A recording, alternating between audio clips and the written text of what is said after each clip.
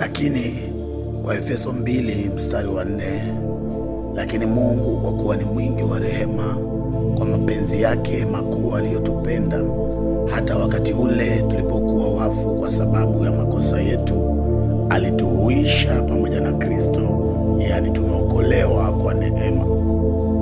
Akatufufua pamoja naye, akatuketisha pamoja naye katika ulimwengu wa roho katika Kristo Yesu, ili katika zamani zinazokuja audhihirishe wingi wa neema yake upitao kiasi kwa wema wake kwetu sisi katika Kristo Yesu.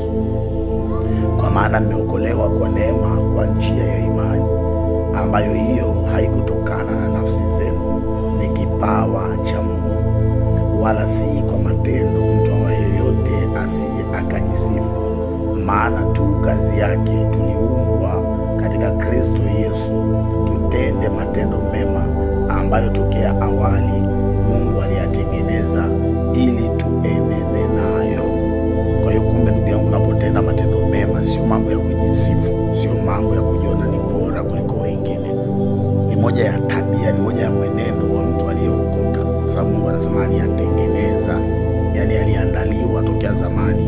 Unapomsaidia mtu, unapohudumia wengine, unapotenda jambo lolote, yani anasema kwamba yaliumbwa, yalitengenezwa ili tuenende nayo tokea zamani. Kwa hiyo ijijenge tu mioyoni mwetu na katika akili zetu, tunapotenda jambo lolote ambalo ni jema, tutende tukijua kwamba ni sehemu ya tabia zetu ya watu tuliookoka, ni sehemu ya tabia zetu watu tunaomjua Mungu. Kwa maana anasema tumeokolewa ni kwa neema, ni kwa njia ya imani, ambayo hiyo haitokani na nafsi zetu, ni kipawa cha Mungu. Kwa hivyo na matendo mema hata tukitenda hayatokani na nafsi zetu kwamba tumetenda, ila yanatokana na Mungu ambaye aliyaumba tangu zamani tuweze kuyatenda na kuendelea nayo. Asante Yesu kwa ajili ya asubuhi ya leo. Asante Yesu kwa ajili ya wakati kama huu. Asante Yesu kwa ajili ya fadhila zako, uliye mwaminifu na wa kweli, Mungu mwaminifu.